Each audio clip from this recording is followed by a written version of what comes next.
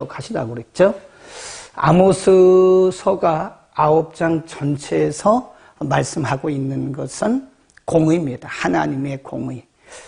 그래서 우리가 뒤에 잠깐 도표를 보여드리겠는데요. 같은 시대에 활동했던 선지자가 호세아입니다. 우리 호세아 공부했잖아요. 거의 같은 시대입니다. 아모스하고 호세아 씨는. 근데 호세아는 물론 앞부분에서 하나님이 그들의 죄를 지적하시고 책망도 하셨지만 하나님의 공의보다는 하나님의 사랑, 자비, 긍휼인데요. 아모스는 공의입니다. 그래서 1장부터 계속 하나님께서 심판하시는 내용이 나와요.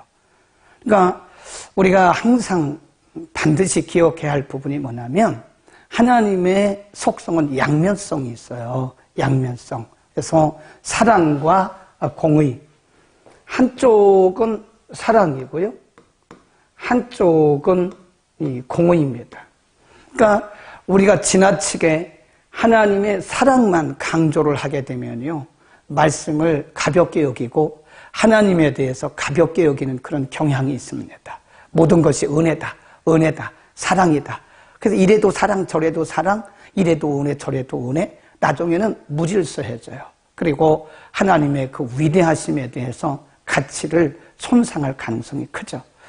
그 다음에 너무 공의만 강조하게 되면 하나님을 무서운 하나님으로만 알게 되죠.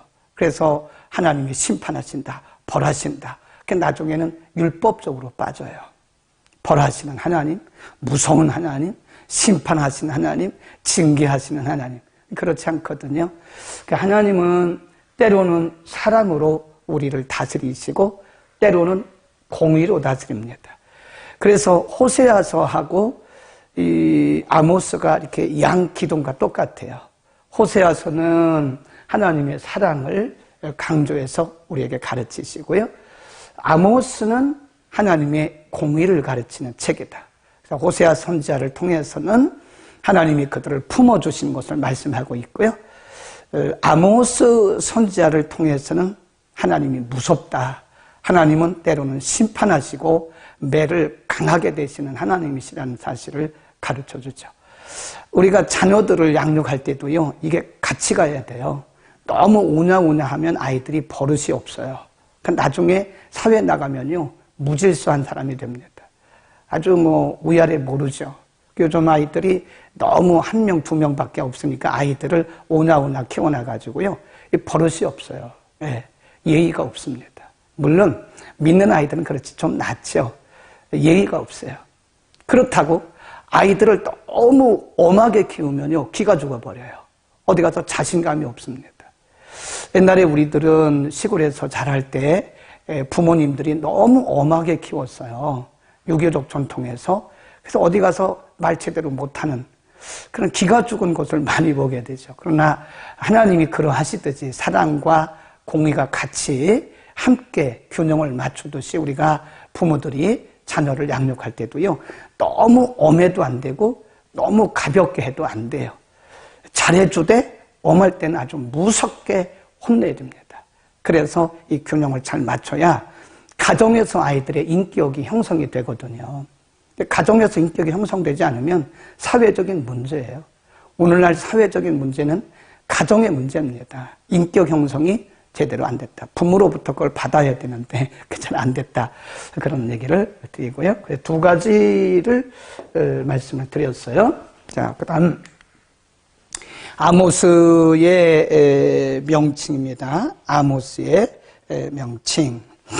이하연 집사님 지금 시골 가는 중인가 본데 차 안에서 지금 보고 있다 그럽니다.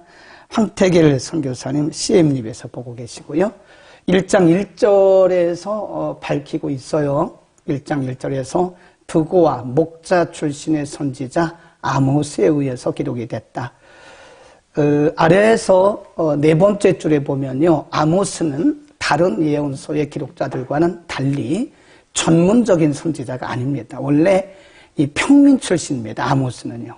그래서 드고와 목장에서 뽕나무를 재배하던 그런 평범한 농사꾼이었다고요. 그런데 하나님께서 어느 날 그에게 임하시고 영감을 주셔서 일하게 하셨다. 또 특징이 뭐냐면 아모스는 유다 사람인데 북왕국에서 예언 활동을 했다고 하는 것이 매우 특징적이다. 그러니까 아모스 선지자 그러면 우리가 특징적으로 알아둬야 할 부분이 아주 평범한 드고아에서 가축을 키우고 뽕나무를 재배하던 아주 평범한 농사꾼이었는데 하나님이 필요하시니까 쓰시는 거예요. 그리고 이 아모스는 유다 출신으로서 북왕국 이스라엘 땅에서 예언 활동을 했다. 이 두 가지는 아모스에 대해서 꼭 기억을, 아모스 선지자죠. 아모스 선지자에 대해서는 꼭 기억을 하셔야 되고요. 그 다음에 역사적인 배경인데, 역사적인 배경은 1장 1절에서 다시 설명을 하고 있는데요. 먼저 보겠습니다. 아모스가 선지자로 예언 활동을 하던 시기는 남왕국 유다는 우시아 왕, 북왕국 이스라엘은 여로보암 2세. 꼭 기억하셔야 돼요. 여기 보면 우시아 왕이 나오죠. 그리고 여로보암 2세가 나오잖아요. 이때는 굉장히 사회적으로 평안하대요. 평안하고 군사적으로 외부의 침략이 없던 그런 시대. 그리고 경제적으로도 안정시대. 근데 이런 시대에 꼭 영적으로 사람들이 변질이 돼요. 영적으로는 점점 하강 곡선을 긋죠. 그거 이상합니다. 그때도 마찬가지, 지금도 마찬가지예요. 사람이 먹고 살만하면요, 영성은 떨어집니다. 그거 신기합니다. 그래서는 안 되거든요. 우리나라도 보면, 제가 잠깐 언급을 했었는데, 여기를 보시면 돼요. 요겁니다. 이렇게. 그래서 이 아모스는 하나님의 공의를 가르쳤고, 호세아는 하나님의 사랑을 말씀했다. 포로존이죠. 남왕국은 포로존이고 북왕국 이스라엘은 멸망하기 직전이다. 막 그렇게 보시면 되겠습니다. 이런 것들은 캡처해서 꼭 봐두시고요. 뭐 캡처 안 하셔도 나중에 이제 동영상을 올려놓을 테니까 보시면서 그때 캡처하셔도 되겠어요. 자, 그다음 전체적인 내용입니다. 이거 개관이라고 합니다. 개관. 서베이를 하는 거죠. 썸머리를 해드리면 1장 1절부터 2장 5절까지가 이제 이따 우리가 공부를 하겠지만 8나라 이스라엘을 중심으로 한 8나라에 대한 하나님의 심판.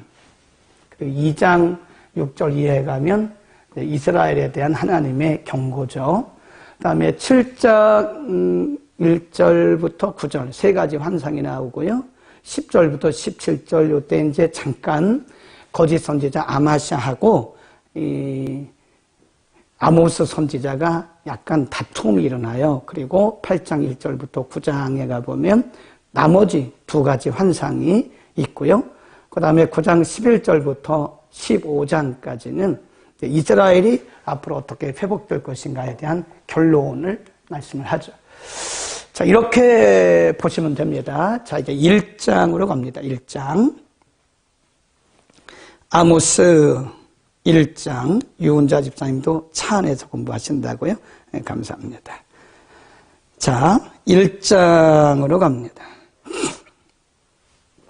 1장에 보면요. 1장 1절부터 2장 5절까지 쭉 보면 2장 정확히 말하면 2장 3절까지죠. 거기 보면 이스라엘을 제외한 나머지 7나라에 대한 하나님의 심판이 예고되고 있습니다. 3절 다메섹, 6절 가사, 9절 두로, 그 다음에 11절 에돔, 13절 암몬, 2장 1절 모압. 이거는 그냥 그렇게 넘어가시면 이제 장소만 우선 보시면 되겠습니다. 여기 이제 보시면 1장 2절부터 5절까지 여기 다메섹이라고 보여요. 다메섹. 잘 안 보실 수도 있는데 다메섹. 그 다음에 1장 13절부터 15절에 암몬이라고 한 나라가 여기입니다. 그 다음에 1장 9절부터 10절 두로가 여기입니다. 두로. 그 다음에 1장 6절부터 8절까지 나오는 곳 바로 여기입니다. 여기 쭉 가사. 그 다음에 2장 1절부터 3절 모압. 이 정도만 알아두시면 될 것 같아요. 1장 11절부터 12절까지 에돔. 그래서 지금 잘 보셔야 돼요. 제가 이 지도를 왜 여기다 그려놨느냐. 오른쪽 걸 보세요. 오른쪽 걸 보시면 여기가 지금 이제 하나님께서 말씀하시려고 하는 핵심부입니다. 핵심부. 그러니까 가사, 에돔, 모압, 암몬, 두로, 다메섹. 이 사람들은 다 엑스트라예요. 엑스트라. 하나님의 역사의 현장에 엑스트라로 이 사람들은 지금 하나님께서 등장시키신 거고, 실질적으로 하나님께서 말씀하시려고 하는 핵심 메시지는 바로 이스라엘과 유다입니다. 북왕국 이스라엘, 남왕국 유다죠. 하나님의 역사의 중심은 언제나 하나님의 백성들이다. 꼭 기억을 하셔야 돼요. 이 지도는 너무 중요한 지도니까요. 꼭 머릿속에 넣어두시면 좋을 것 같아요. 요거가 이렇게 전체적으로 위에서 본 거기 때문에 다메섹, 암몬, 모압, 에돔, 가사, 두로 이렇게 실질적으로 하나님 말씀하시려고 하는 것은 여기 이스라엘과 유다다 하는 것을 꼭 기억을 하시고요. 그 죄의 내용들은 거기 쭉 나오는데 그렇게 중요한 게 아니고요. 하나님이 말씀하시려고 하는 것은 2장입니다. 자, 2장으로 갑니다. 4절. 여호와께서 가라사대 유다의 서너 가지 죄로 인하여 그 벌을 돌이키지 아니하리니 이는 너희가 곧 줄거놓으세요. 율법을 멸시하며 그 율례를 지키지 아니하고 그 열조에 따라가던 거짓 것, 우상이죠. 거짓 것에 미혹하였습니다. 그래서 5절에 보면 내가 유다의 불, 이 불이란 말은 심판의 불, 예루살렘의 궁궐들을 다 살라버릴 것이다. 그 다음에 6절, 북왕국이죠. 여호와께서 가라사대 이스라엘의 서너 가지 죄로 인하여 내가 그 벌을 돌이키지 아니하리니 이는 저희가 은을 받고 의인을 팔고, 부정을 말하는 거예요. 불법. 저희가 은을 받고 의인을 팔며 신 한 켤레를 받고 궁핍한 자를 팔고, 불법입니다. 불의. 7절. 가난한 자의 머리에 있는 티끌을 탐내며 겸손한 자의 길을 굽게 하며 부자가 한 젊은 여인에게 다녀서 나의 거룩한 이름을 더럽혔고. 8절. 모든 단 옆에서 전당 잡은 옷 위에 누우며 저희 신의 전에서 벌금으로 얻은 포도주를 마십니다. 그런 말씀을 하죠. 자, 그러면 우리 한번 정리를 한번 해볼까요? 너무 노래갔네. 여기 이제 빈 거가 좀 있어야 되는데 빈 게 없네요. 자, 그러면 지금 하나님께서 여기는 다 엑스트라라고 했죠. 엑스트라고 하나님이 진짜 말씀하시려고 하는 것은 뭐 이런 이방 나라들이야 다 하나님께서 그냥 심판하면 끝나요. 근데 유다하고 이스라엘과 유다는 하나님께서 말씀하시려고 하는 핵심 부분인데, 이스라엘의 죄, 그러니까 유다는 하나님의 말씀을 무시했어요. 말씀을 무시했고, 이스라엘은 불법입니다. 불의, 불법, 부정. 하나님의 백성들에게 요구되는 것은 첫째가 뭐죠? 유다 백성들에게 책망하신 것처럼 하나님의 말씀을 소중히 여기는 거죠. 하나님의 말씀대로 사는 거죠. 또 한 가지는 하나님의 백성들에게 요구되는, 하나님의 간절히 원하시는 것이 뭐냐면 하나님의 말씀을 따라서 정직하게 살라는 거예요. 네, 불의, 불법, 부정 행하지 말라는 겁니다. 불의와 불법과 부정을 행하면서 우리가 말씀대로 산다고 하는 것은 굉장한 모순이고 그건 거짓말입니다. 거짓말이에요. 그러니까 하나님 두 가지를 지금 말씀하고 있는 거예요. 하나는 유다 백성들을 책망하심으로써 유다 백성들의 죄가 뭐냐? 하나님의 말씀을 무시하는 거예요. 하나님의 말씀을 멸시하는 거예요. 이스라엘 백성들의 죄가 뭐예요? 말씀을 무시하고 멸시하니까 그들의 삶이 불의하고 부정하고 불법으로 뒤범벅이라는 거죠. 얼룩졌다는 거죠. 하나님이 우리에게 요구하시고 가르치시는 것은 말씀대로 살아가는 정직하고 그리고 부정하지 않은 하나님의 말씀대로 살아가는 합법적인 삶인 거예요. 개인도 마찬가지, 가정도 마찬가지. 개인이나 가정이나 또 교회나 사회나 국가나 하나님께서 원하시는 것은 말씀의 기준을 따라 살아가는 정직입니다. 지금 남한국 유다나 북한국 이스라엘에는 그게 없어진 거예요. 말씀을 무시하니까, 말씀을 무시하고 멸시하고 여벌로 생각하니까 불의, 부정, 불법을 행하는 겁니다. 우리가 아무리 믿음 해도요, 불법을 행하면 그건 옳은 믿음 아니에요. 하나님의 말씀을 기본으로 하는 삶, 말씀을 떠난 것은 그건 거짓이죠. 우리가 거짓을 행하면서 하나님의 뜻대로 산다고 말하는 그런 잘못을 범해서는 안 됩니다. 그래서 우리는 우리의 삶의 현장에서 작은 것 하나도 정직해야 돼요. 우리 자신에 대해서 정직해야 되고요. 이웃에 대해서 정직해야 되고요. 당연히 하나님 앞에서도 정직해야 되죠. 예. 어떤 사람들은 기도는 하는데 거짓말을 잘해요. 이해가 안 가더라고요. 안 된다는 겁니다.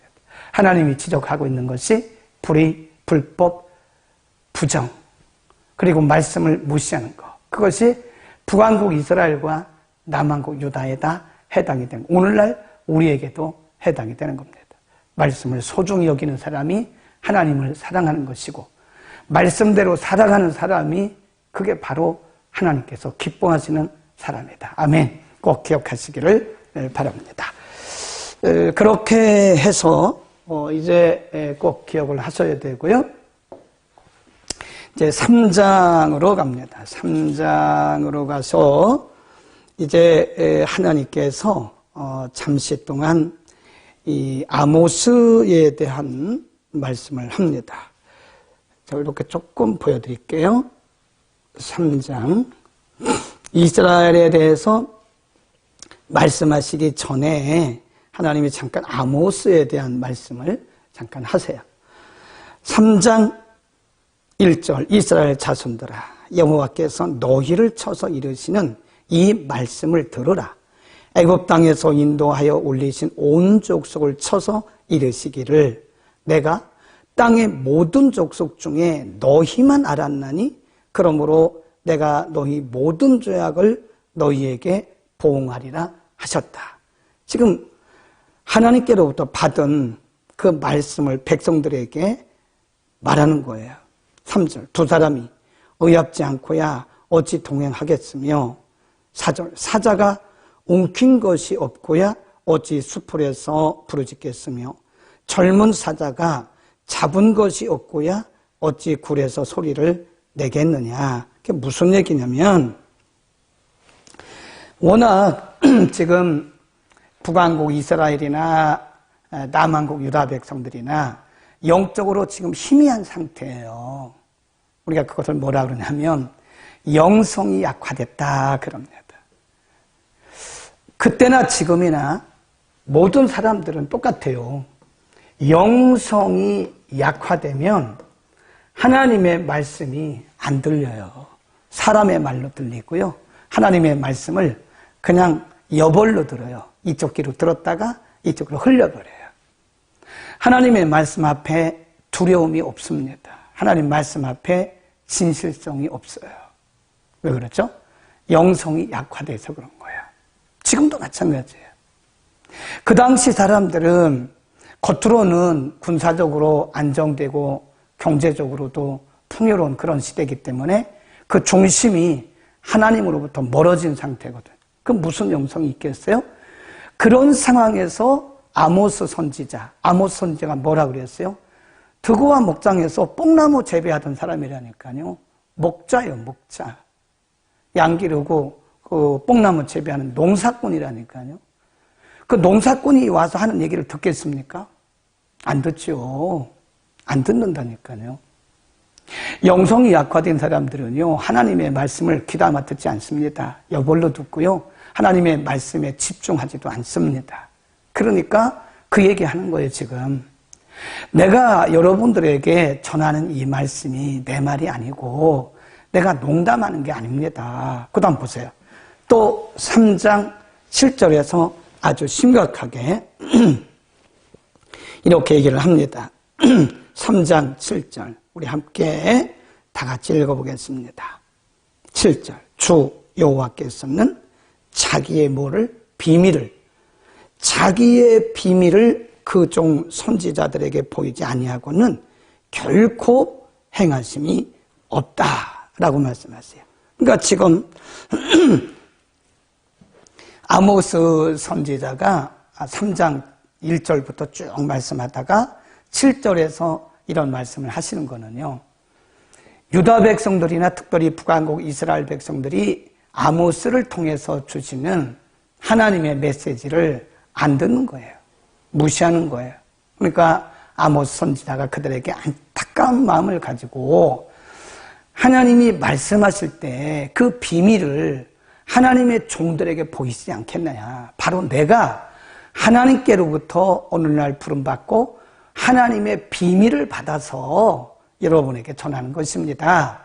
라고 안타까운 마음을 가지고 그들에게 이야기를 하는 겁니다. 여러분, 우리는 하나님의 말씀을 하나님의 말씀으로 듣는 그런 은혜가 있기를 바랍니다. 내가 영성이 약화되면요, 예수님이 오셔서 말씀해도 은혜 못 받습니다. 그러나 내가 영성이 충만하고 성령이 충만하고 그리고 내가 말씀을 받을 준비가 되어 있으면요, 주일학교 어린아이가 말씀을 읽어도 은혜가 돼요. 은혜를 못 받는 것은 내 책임이에요. 내가 준비가 안 돼 있는 거예요. 아시겠죠? 예수님이 그것을 마태복음에서는요, 씨 뿌리는 자의 비유로 말씀했어요. 씨가 문제가 아니에요. 뿌리는 자도 문제가 아닙니다. 씨는 말씀이고 뿌리는 자는 말씀 전하는 사역자잖아요. 뭐가 문제였어요? 밭이 문제였죠. 똑같은 씨인데 똑같은 사람이 뿌렸는데 어떤 밭에는 그 씨가 자라서 열매를 맺는데 30배, 60배, 100배로 맺고 똑같은 씨인데 어떤 씨는 아예 발아도 안 돼요. 뭐 때문에 그렇죠? 밭이에요, 밭. 밭의 문제라 그랬어요.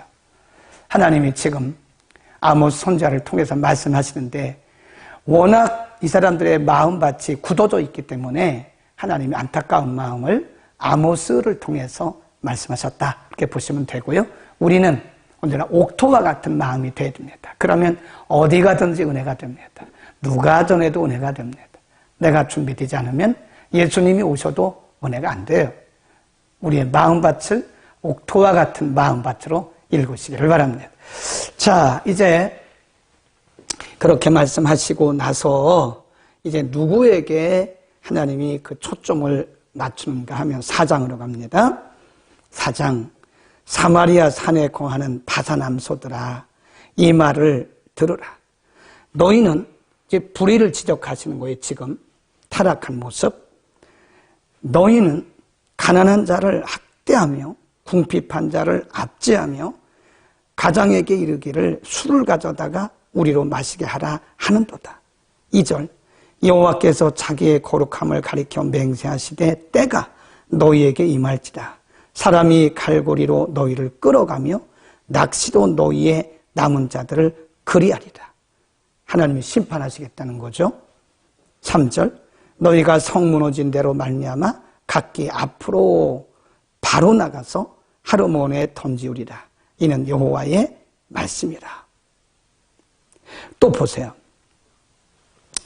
이스라엘 백성들이 얼마나 무지한가를 한번 보세요. 4절 너희는 베델에 가서 범죄하며 길갈에 가서 죄를 더하며 아침마다 너희 희생을 3일마다 너희 11조를 드리며 누룩 놓은 것을 불살라 수문제로 드리며 낙헌제를 소리내어 광포하려무나 이스라엘 자손들아 이것이 너희의 기뻐하는 바니라. 이는 주 여호와의 말씀이니라. 거기 보세요. 이 사람들의 특징이 뭐냐면 하나님의 주신 것을 가지고 가서 우상에게 바치는 거예요. 네, 그 중심이 11조를 드린다니까요. 안식일을 지킨다니까요.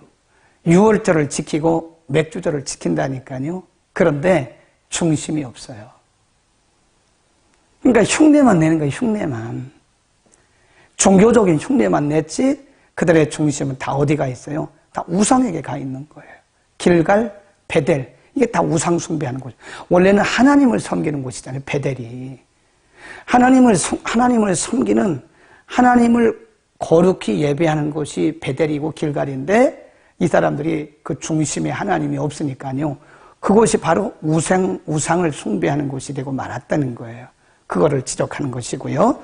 그 다음에 또 이들의 무지한 것이 뭐냐면 6절, 또 내가 너희 모든 성읍에서 너희 일을 한가하게 하며 너희 각처에서 양식이 떨어지게 하였으나 너희가 내게로 돌아오지 아니하였느니라.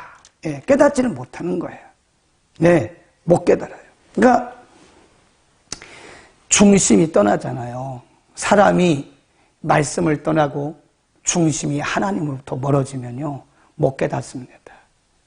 하나님은 말씀을 통해서 우리에게 계속 말씀하시거든요. 성령님도 오늘날 말씀을 통해서 말씀하시거든요. 그런데 우리의 중심이 떠나면 못 깨달아요. 못 알아들어요. 말씀을 통해서 주셔도 못 알아듣고 환경을 통해서 주셔도 못 알아들어요. 그러니까 하나님이 살짝 치셨단 말이에요. 그런데 몰라요. 다시 한번 보세요. 그 얼마나 안타까운 모습을 지금 말씀하는 거예요. 6절, 또 내가 너희 모든 성읍에서 너희 일을 한가하게 했다. 그 말은 양식을 안 주셨다. 너희 각처에서 양식이 떨어지게 하였으나 너희가 깨닫고 돌이키지 아니했다. 또 보세요. 9절, 내가 풍제와 깐부기 재앙으로 너희를 쳤으며 팥종이로 너희의 많은 동산과 포도원과 무화과 나무와 감람나무를 다 먹게 하였으나 너희가 내게로 돌아오지 아니하였느니라. 얼마나 안타깝습니까? 예. 11, 내가 너희 중에 성읍 무너뜨리기를 하나님 내가 소돔과 고모라를 무너뜨린 같이 하였으므로 너희가 불붙는 가운데 빼낸 나무 조각같이 되었으나 너희가 내게로 돌아오지 아니하였느니라. 얼마나 안타까운 마음을 지금 하나님이 그들에게 말씀하고 있는 거예요. 하나님이 사인을 주셨다고요. 양식을 거두고 그들 가운데 질병을 보내시고 그들 가운데 여러 가지 징조를 상황적으로 보내신 거예요. 그러면 영성이 있는 사람들은 깨달아요. 아, 우리가 잘못됐구나. 내가 잘못된 길로 가고 있구나. 얼른 깨닫고 돌이킨다니까요. 깨닫고 돌이키는 게 은혜입니다. 그러니까 이스라엘 백성들이 그 중심이 이미 하나님을 떠났기 때문에 하나님이 이런 방법을 치셔도 몰라요. 또 저런 방법으로 치셔도 몰라요. 깨닫지 못하는 거예요. 거기 계속 말씀하시잖아요. 이렇게 하였으나 너희가 내게 돌이키지 않았다. 하나님의 의도는 하나님이 그들을 그렇게 치실 때 이들이 빨리 깨닫고 돌이키기를 원하셨던 거예요. 안 돌아와요. 결국은 하나님이 그들을 치시는 거예요. 하나님이 우리에게 어떤 징조를, 사인을 보내주실 때 빨리 깨닫고 돌이켜야 됩니다. 그렇지 않으면 하나님의 원한대로 그 대가를 지불해야 되는 거예요. 하나님이 우리를 징계하실 때 여러 번 사인을 주십니다. 1차 사인, 2차 사인, 3차 사인, 1차 경고, 2차 경고, 3차 경고 주세요. 근데 못 알아들어요. 그러면 하나님이 원래 원한대로 그들에게 징계를 하세요. 강한 징계가 옵니다. 많은 경우에 우리가 징계받는 이유 중에 하나는요, 하나님이 여러 번 예조, 미리 징조를 주셨단 말이에요. 그런데 그걸 못 깨달은 거예요. 그래서 받는 징계도 꽤나 있습니다. 깨닫는 게 은혜입니다. 영적 감각이 살아나야 돼. 우린 그걸 뭐라 그러냐? 영적 감각, spiritual sense라고 그래요. spiritual sense. 영적인 감각이 있어야 되는 거예요. 말씀을 들을 때, 아, 저건 내게 하시는 말씀이구나. 듣고 내가 돌이켜야지. 아, 목사님이 나를 치셨다. 그럼 하나님이 1차 경고하시고 2차 경고, 3차 경고하셨는데도 못 알아듣고 있으면 그대로 가는 거죠. 얼마나 안타까워요. 안 해도 되는 고생을 하는 경우가 많아요. 왜 그렇죠? 우리가 깨닫지 못해서, 우리가 듣지 못해서, 돌이키지 않아서. 깨닫고 돌이켰으면 괜찮은데 못 알아들어요. 못 알아들어요. 우리는 이 안타까운 마음을, 아모스가 백성들에게 하는 그 안타까운 마음을 하나님의 마음으로 들으시기를 바랍니다. 하나님이 양식을 거두셨을 때는 그들이 빨리 깨닫고 돌이키라고 양식을 거두신 거거든요. 근데 못 알아들어. 그들에게 질병을 내리셨을 때는 빨리 깨닫고 돌아오라고 하나님 하신 거거든요. 사인 주신 거거든요. 근데도 못 알아들어. 여러 가지 어려움을 통해서 그들에게 하나님 사인 주셨는데 그대로 못 알아들어요. 결국은 그들이 하나님의 매를 맞게 되는 거예요. 깨달읍시다. 굉장히 중요한 말씀을 하고 있는 겁니다. 그 다음, 자, 5장은 띄워놓고요. 5장은 결론이거든요. 쭉 내려가서 6장 8절. 만군의 하나님 여호와께서 가라사대 주 여호와가 자기를 가리켜 맹세하노라. 내가 야곱의 영광을 싫어하며 그 궁궐들을 미워함으로 이 성읍과 거기 가득한 것을 대적에게 붙이리라. 안 돌아오니까요. 하나님 아무리 말씀을 하셔도 안 돌아오니까 하나님께서 내가 너희를 멸하겠다. 6장이 이스라엘 멸망에 대한 예고입니다. 예고요. 너희는 반드시 망한다. 그리고 진짜로 망했어요. 진짜로. 주전 722년에 망했어요. 6장 14절. 만군의 하나님 여호와께서 가라사대 이스라엘 족속아 내가 한 나라를 일으켜 너희를 치리니. 한 나라, 거기다 줄구세요. 아수르입니다. 아수르. 아수르에 의해서 주전 721년에 아수르에 의해서 망해요. 왜 망했죠? 하나님 경고하셨잖아요. 하나님 여러 번 말씀하셨잖아요. 너희들 안 돌아오면 망해. 너희들 돌이키지 않으면 망해. 하나님이 여러 번 징조 주셨잖아요. 안 돌이키잖아요. 하나님이 아주 단도직입적으로 말씀하셨어요. 6장에서. 안 돌아와요. 한 나라가 너희를 칠 것이고 너희가 그 나라에 의해서 망할 거야. 라고 하나님이 못 알아들으니까 단도직입적으로 말씀하시는데 알아들어요? 못 알아들어요? 못 알아듣잖아요. 그러니까 결국은 하나님이 말씀하신 대로 721년에 아수르를 보내서 이스라엘을 다 쳐버렸어요. 흔적 없이 망해버렸어요. 굉장히 중요한 말씀을 우리가 지금 듣고 있는 겁니다. 자, 7장, 8장, 9장은요. 거기 보세요. 이제 7장에서 세 번째 부분인데 5가지 환상이 나와요. 7장 1절부터 17절까지 세 가지 환상, 황충, 불, 다림줄. 그 다음에 8장 1절에서 14절 여름 과일 광주리 환상. 9장 1절부터 15절 제단 곁에 서 계신 주님의 환상. 이렇게 해서 7장, 8장, 9장이 다 5가지 환상에 대한 말씀인데요. 이것은 한 가지 환상 우리가 뭐 공부할 필요는 있지만 이렇게 생각하시면 돼요. 5가지 환상이 뭐냐? 점진적으로 하나님이 강하게 말씀하시는 거예요. 하나님이 우리에게 말씀하실 때 보면요. 하나님이 점진적으로 하십니다. 그러니까 이렇게 올라가세요. 하나님 우리를 축복하시고 은혜 주실 때도 이렇게 단계적으로 주시거든요. 근데 하나님이 우리가 우리가 깨닫지 못할 때 경고하실 때도요. 1단계, 2단계, 3단계, 4단계, 5단계 점점 올라가는 거예요. 이렇게 점진적으로 강해져요. 하나님의 진노, 징계도 그렇습니다. 그러니까 1단계에서 하나님 경고하셨어요. 2단계 조금 세게 하십니다. 3단계. 여기서 들었으면 좋은데 안 들은 거란 말이에요. 안 들어요. 그렇게 하였지만 너희가 돌이키지 않았다. 그러니까 4단계 또 안 들어요. 5단계 이게 뭐냐면 7장, 8장, 9장에 나오는 5가지 환상은요. 하나님의 심판이 반드시 온다고 하는 사실을 단계적으로 말씀한 거예요. 이런 환상, 이런 환상. 그것은 앞으로 내가 이런 징조를 가지고 이런 매를 가지고 내가 너희를 확실하게 치겠다.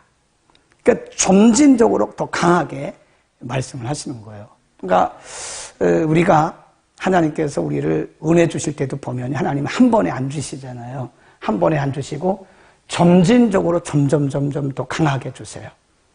은혜 주실 때도 그렇고 은사 주실 때도 하나님께서 우리에게 복을 주실 때도 그렇습니다. 이게 한 번에 복을 다 주시면 우리는 망해요. 이게 독이 됩니다. 그러니까 우리의 속성을 아시기 때문에 하나님이 우리의 복을 주실 때도요, 조금씩 이 축복의 문을 조금씩 열어가세요. 은혜를 주실 때도 한 번에 은혜를 안 주십니다. 큰일 납니다. 그러면요. 그러면 교주돼요. 이단돼요. 신비주의 돼요. 그렇게 안 하십니다.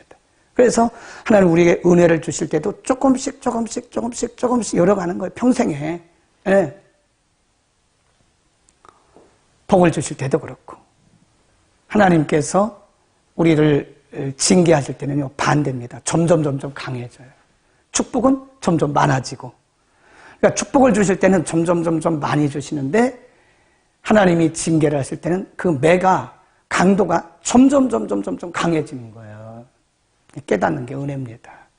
5가지 환상은 그겁니다. 꼭 기억하셔야 돼요. 한 가지 환상 하나하나를 우리가 공부할 필요도 있지만 그럴 필요는 없고요. 전반적으로 말씀하시려고 하는 것은 하나님의 심판은 분명하다. 점진적으로 점점 강하게 말씀하시는 거예요. 하나님의 말씀이 농담이 아니라는 거죠. 반드시 하나님 말씀하신 대로 심판이 온다라고 말씀하신 거예요. 그 중에 하나 우리가 한번 보죠. 여러 개 있는데 다 볼 필요는 없고요. 8장 한번 보세요. 하나님께서 하나님의 백성들을 이렇게 징계하실 때 쓰시는 방법 중에 하나가 뭐냐면 징계 및 심판인데요. 8장 11절 보세요. 이거 참 심각하게 알아들어야 됩니다. 우리가 잘 들어야 돼요. 하나님이 우리에게 은혜 주실 때 잘해야 됩니다. 잘 보세요. 8장 11절 보세요. 8장 11절. 주 여호와께서 가라사대 보라 날이 이를지라 내가 기근을 땅에 보내리니 양식이 없어 주림이 아니며 물이 없어 가람이 아니요 여호와의 말씀을 듣지 못한 가가리라. 그런 기갈이 때가 온다는 거예요. 12절.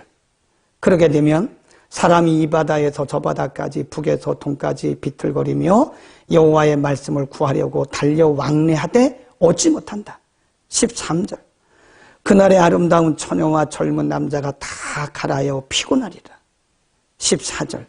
무릇 사마리아의 죄된 우상을 가리켜 맹세하여 이르기를 다나 내 신의 생존을 가리켜 맹세하노라 하거나 부엘세바에 우위하는 것의 생존을 가리켜 맹세하노라 하는 사람은 엎드러지고 다시 일어나지 못할 것이다. 이게 무슨 말씀이냐면 무서운 말씀이에요. 영적인 기근, 영적 기갈의 때가 온다는 거예요.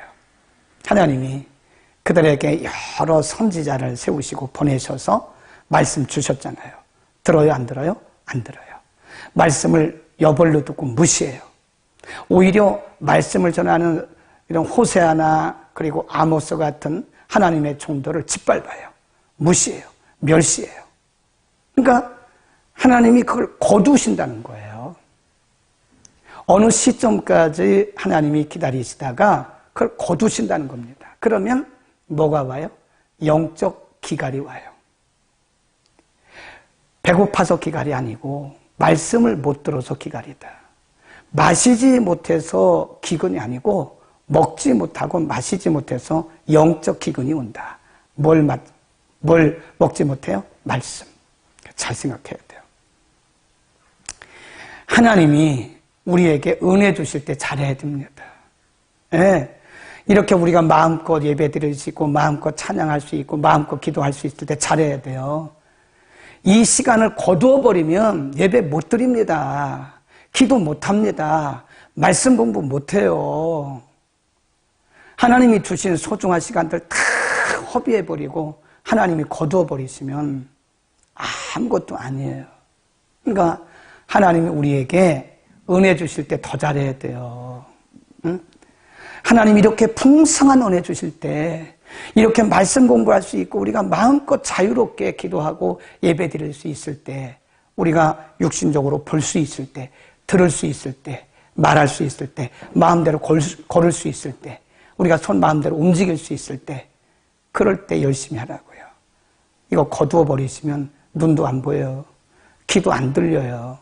걷지도 못해요. 말도 못해요. 그럼 우리가 뭘 합니까?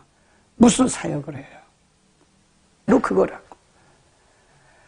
우리가 아무도 우리를 필요로 하지 않고 아무도 우리를 부르지 않을 때 인생은 참 존재 의미를 느끼지 못할 것 같아요. 내가 왜 사는지 편할 것 같으죠. 아무도 나를 찾지 않고 나를 부르는 데가 없으면 편할 것 같죠. 신경 안 쓰니까 준비 안 해도 되니까. 그러나 참 불행입니다. 우리 아직도 에너지가 남아있고 우리가 말할 수 있고 볼 수 있고 들을 수 있는데 아무도 나를 필요로 하진 않는다. 아무도 나를 찾는 이가 없다. 정말 무료한 인생을 쓰는 거예요. 제가 그분에게 그랬어요. 목사님, 저나 목사님이나 쓰실 때 더 잘합시다. 쓰실 때. 하나님 우리에게 일감 주실 때 열심히 하자고요. 나중에 일감이고 다 없어지면 우리 뭐 합니까? 눈만 그냥 멀뚱멀뚱 뜨고 앉아가지고 놀러 다니는 게 그게 무슨 의미가 있습니까? 하루 이틀이지 놀러 다니는 것도 그게 무슨 의미가 있겠어요? 인생에 그러려고 태어난 거 아니잖아요. 그것도 하루 이틀이지. 한두 번이지. 우리에게 하나님 은혜 주실 때 잘합시다. 성경 읽을 수 있을 때 열심히 하세요. 예배 드릴 수 있을 때 열심히 하세요. 짜증내지 마세요. 왜 우리는 기도해야 되냐고, 왜 예배 드려야 되냐고, 왜 성경 읽어야 되냐고 짜증내지 마세요. 할 수 없을 때가 온다니까요. 하나님 다 보고 계세요. 짜증내는 거 하나님 다 듣고 계세요. 큰일 납니다. 큰일 나요. 영적 기근의 시대, 영적 기갈의 시대가 올 수도 있어요. 하나님 우리에게 은혜 주실 때 더 잘합시다. 다 거두어 가시면 우리는 존재할 의미가 아무것도 없어요. 아멘. 크게 아멘 합시다. 댓글로 아멘 아멘 달아주세요. 자, 마지막 그러면 하나님께서 이렇게 말씀하시고 이들에게 마지막으로 말씀하셔요. 물론 안 들었어요. 이스라엘 백성들이 워낙 이 사람들이 영적으로 무디니까요. 이렇게 말씀해도 안 들어요. 못 들어요. 안 듣는 게 아니라. 그리고 결국은 722년에 망했어요. 하나님 마지막으로 하신 말씀이 있어요. 5장으로 갑니다. 하나님이 이 말씀을 하시면서 얼마나 안타까우셨겠어요. 마지막으로 하나님 하신 말씀 5장 4절 여호와께서 이스라엘 족속에게 이르시기를 너희는 나를 찾으라 그리하면 살리라. 5절 베델을 찾지 말며 길갈로 들어가지 말며 부엘세바로도 나가지 말라. 길갈은 정령 사로잡히겠고 베델은 허무하게 될 것임이라 하셨나니. 6절 너희는 여호와를 찾으라 그리하면 살리라. 염려컨대 저가 불같이 요셉의 집에 내리사 멸하시리니 베델에서 그 불들을 끌 자가 없을 것이다. 8절 묘성과 삼성을 만드시며 사망의 그늘로 아침이 되게 하시며 백조로 어두운 밤이 되게 하시며 바닷물을 불러 지면에 쏟으시는 자 누구예요? 창조주 하나님 얘기하는 거죠. 창조주 하나님. 모든 인생의 모든 것들을 다 주관하시는 그 하나님, 그 하나님께로 돌아오라. 그거 아닙니까? 그 말씀이에요. 14절 너희는 살기 위하여 선을 구하고 악을 구하지 말지어다. 만군의 하나님 여호와께서 너희의 말과 같이 너희와 함께 하시리라. 너희는 악을 미워하고 선을 사랑하며 성문에서 공의를 세울지어다. 만군의 하나님 여호와께서 혹시 요셉의 남은 자를 긍휼히 여기시리라. 18절 화 있을진저 여호와의 날을 사모하는 자여 너희가 어찌하여 여호와의 날을 사모하느뇨? 그날은 어둠이요 빛이 아니라. 그러면서 그들이 돌아오기를 하나님은 이렇게도 원하셨던 겁니다. 그러나 안타깝게도 이들은 말씀을 무시했어요. 안 돌아왔어요. 그래서 결국 주전 721년에 아수르에 의해서 하나님이 말씀하신 대로 망했어요. 말씀 무시하면 망합니다. 하나님 기회 주실 때 그 기회 잡지 않으면 망해요. 저는 이렇게 생각합니다. 하나님 우리에게요 기회들을 참 많이 주십니다. 회개할 기회, 복받을 기회, 하나님 앞에 쓰임받을 기회 너무 많이 주시는데 우리가 알지 못해요. 회개도 때가 있어요. 그 때를 놓치면요 몇 배 고생합니다. 하나님이 우리를 복 주실 때도 때가 있어요. 그 축복의 때를 놓치면요 다시 오지 않아요. 그런 복이 다시 오지 않는다니. 하나님을 섬기는 것도 때가 있습니다, 여러분. 때를 놓치지 말라니까요. 하나님이 기회를 주실 때 열심히 하자고요. 열심히. 아멘. 기회 놓치고. 에? 어떤 사람이 재미있게 만든 얘기인데 지옥에 가니까요. 사람들이 껄껄껄 하고 있대요. 껄껄껄. 그 재미있는 얘기지만 참 의미가 있는 얘기예요. 저 잘 믿을 걸, 예수 믿을 걸, 말씀대로 순종할 걸, 예배 잘 드릴 걸 그런다잖아요. 이미 버스 지났어요. 버스 지나고 나서 손 돌면 버스가 섭니까? 이미 다 가버렸는데 기회는 잡아야 돼요. 하나님을 섬길 수 있는 기회 열심히 하세요. 다시 오지 않을 수 있어요. 회개할 기회 주시면 미루지 마세요. 빨리 회개하세요. 다시 오지 않고 원한 대로 징계하실 수도 있어요. 하나님이 우리에게 복 주시려고 이런저런 기회 주실 때 놓치지 마세요. 그런 복은 다시 오지 않을 수도 있습니다. 우리는 오늘 아모스를 통해서 하나님이 이렇게 안타깝게도 그들에게 돌아오기를 원하시는데 안 돌아온 이스라엘 백성들을 보면서 참 안타깝다 그런 생각을 하고 우리 자신을 돌아봐야 됩니다. 결론 쭉 내려가 봅니다. 특징 하나님의 공의를 선포하고 있다. 호세아는 하나님의 사랑을, 아모스는 하나님의 공의를 선포했다. 아모스는 주로 하나님의 진노하심에 대해서 선포했고 결론은 하나님의 긍휼이다. 그러나 이들은 돌아오지 않았다. 목적 아모스는 유다와 이스라엘에 대한 하나님의 심판을 선포하기 전에 주변의 여러 이방 나라들에 대한 심판도 예고함으로써 하나님이 이스라엘의 하나님만이 아니라 온 나라와 열방의 주권자도 되심을 가르쳐주고 있다. 하나님의 공의와 회복을 동시에 말씀하심으로써 하나님의 심판의 목적은 궁극적으로 그의 백성들을 회복시키시고 구원하시기 위함임을 가르쳐주고 있다. 그러나 참 안타깝게도 이 이스라엘 백성들은 하나님의 말씀을 무시하고 돌아오지 않았다. 참 안타까운 얘기입니다. 오늘 우리에게 주신 말씀 꼭 기억하시길 바랍니다. 하나님께서 우리에게 기회 주실 때 더 잘해야 됩니다. 하나님 쓰실 때 게으르지 마세요.